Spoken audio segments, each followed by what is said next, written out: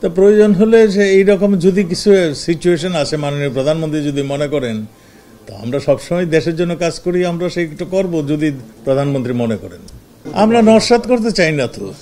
আন্দোলন যদি দেশের জনগণ আন্দোলনে যুক্ত হবে, সেগুলো আমরা নস্যাৎ করতে চাই না। আপনার জানা উচিত মাননীয় সাংবাদিক, আজকে আমাদের কাছে এইগুলো আমরা পেয়েছি, এগুলি অনেকগুলোই পুলিশের রাইফেলের গুলি নয়, পুলিশ ইউজ করে না এগুলো।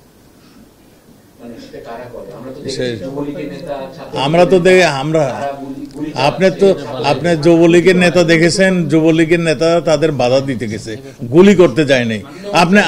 আপনি নিশ্চয়ই জানেন আমার ছাত্রলীগের নেতা কয়জন মারা গেছেন, আপনি নিশ্চয়ই জানেন আওয়ামী লীগের নেতা কয়জন মারা গিয়েছেন।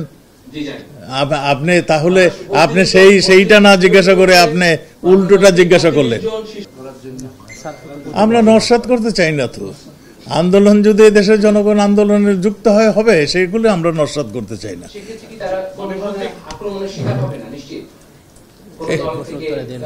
এখন কে আপনাকে যদি মারে, আপনি মার দিবেন না? আপনি কি বসে থাকবেন? আপনাকে যদি আপনাকে যদি কেউ আইন শৃঙ্খলা বাহিনীর জীবন রক্ষা করার দায়িত্ব, সেলফ ডিফেন্সের দায়িত্ব কিন্তু অধিকার তাকে দেওয়া আছে, আপনারও অধিকার দেওয়া হয়েছে। আপনাকে যদি কেউ অ্যাটাক করে, আপনার প্রাণ রক্ষার্থে, আপনার সম্পদ রক্ষার্থে আপনি সেলফ ডিফেন্সে যেতে পারেন, এটার আইনগত অধিকার এটা।